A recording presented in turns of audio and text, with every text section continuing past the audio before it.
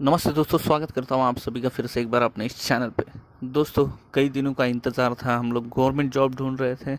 आज हम लोग इस एपिसोड में जो रिक्रूटमेंट देखने वाले हैं वो अवेलेबल है in under the control of government of Andhra Pradesh, office of mission director, national health mission Andhra Pradesh. दोस्तों, यहाँ पर कई सारे वैकेंसीज अवेलेबल हैं। नोटिफिकेशन की डेट में अगर बताऊँ आपको तो वो आप याद रखिएगा, क्योंकि जब हम ऑनलाइन अप्लाई करेंगे तो हमें इसकी ज़रूरत पड़ेगी। डेटेड है 22/11 यानी कि नवंबर 2021। ये जो एप्लीकेशन इनवाइट किए गए हैं वो है in the mission like state programme management unit and STDC under national health mission Andhra Pradesh. नीचे अनेक्सर 1 और 2 में हम लोग उससे रिलेटेड डिटेल्स देखने वाले हैं।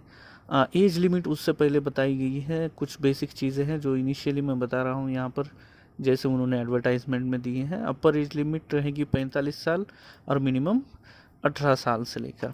हमें जो अपलोड करने के लिए ऑनलाइन अप्लाई करते समय जो डॉक्यूमेंट लगने वाले हैं वो यहाँ दिए हैं। पॉइंट नंबर 4 वो आप देख लीजिएगा।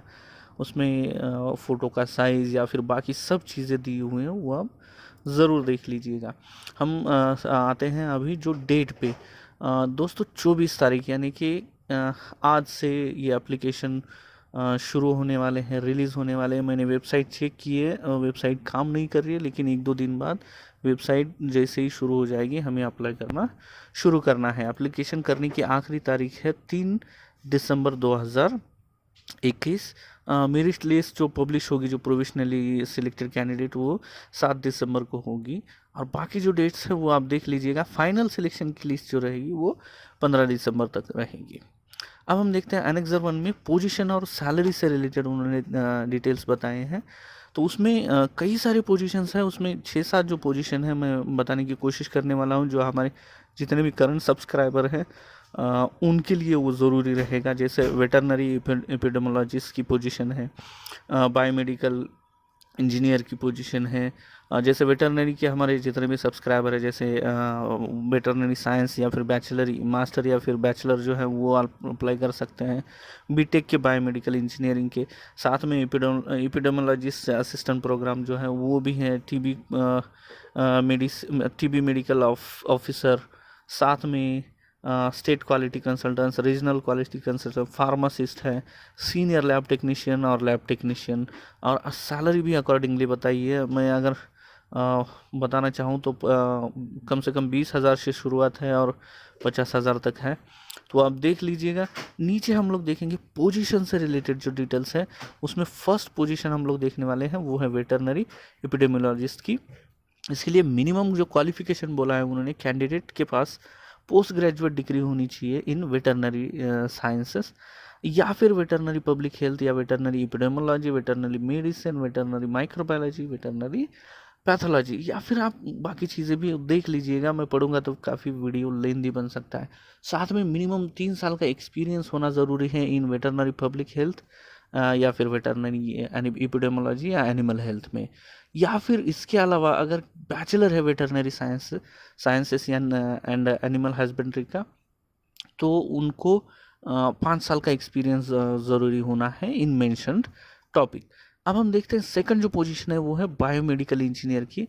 इसके लिए कैंडिडेट के पास ग्रेजुएशन यानी कि बीटेक होना चाहिए in biomedical engineering from recognised university, यानी कि यूजीसी रिकॉग्नाइज्ड इंस्टीट्यूट।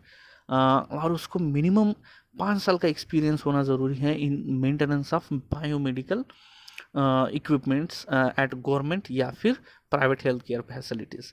अब नेक्स्ट पोजीशन पे अगर हम लोग आते हैं तो वो रहेगी एपिडेमोलॉजिस्ट की, स्लैश उन्होंने दिया है असिस्टेंट प्रोग्राम ऑफिसर। पोजीशन का नाम चेंज किया है उन्होंने इन नेशनल ट्यूबरकुलोसिस एलिमिनेशन प्रोग्राम।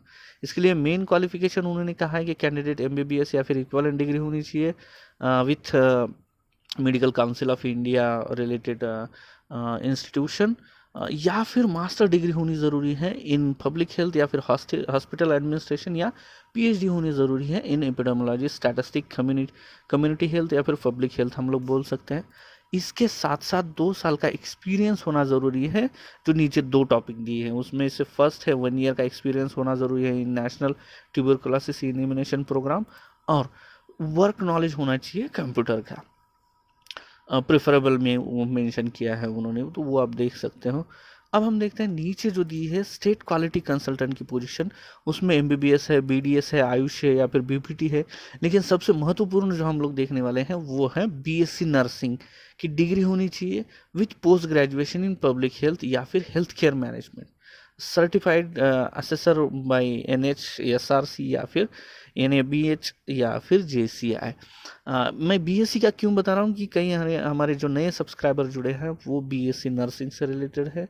अब इसके साथ साथ जो क्वालिफिकेशन बोला गया है वो है कैंडिडेट के पास 5 साल का एक्सपीरियंस होना ज़रूरी है इन पब्लिक या फिर प्राइवेट एनएबीएच एक्रेडिटेड हॉस्पिटल, और must have completed not less than 20 assessment NABH या फिर एनक्यूएएस इन पब्लिक या फिर प्राइवेट हॉस्पिटल। ये तो आप अब नीचे जो हमारी 11th पोजीशन है वो अगर हम लोग देखते हैं तो रीजनल क्वालिटी कंसल्टेंट की है, सेम क्वालिफिकेशन बोला है और एक्सपीरियंस जो है वो कम किया गया है, उसमें 2 साल का एक्सपीरियंस बताया गया है और जो असेसमेंट पॉइंट रहेंगे वो 20 के 20 ही रहेंगे। नेक्स्ट पोजीशन पे आते हैं हम लोग, वो है फार्मासिस्ट की इन नेशनल ट्यूबरकुलोसिस एलिमिनेशन प्रोग्राम। ये बहुत ही सिंपल है, मुझे जहाँ तक पता है हमारे जितने भी फ्रेशर बी फार्मा वाले कैंडिडेट हैं वो सभी एलिजिबल है, साथ में डिप्लोमा वाले जो फार्मेसी डी फार्मेसी वाले कैंडिडेट है वो सभी एलिजिबल है। बस बशर्ते ये क्वालिफिकेशन हमारा आंध्र प्रदेश के काउंसिल फार्मेसी काउंसिल से अटैच्ड या फिर एक्रेडिटेड कॉलेज जो है वहीं से होना ज़रूरी है।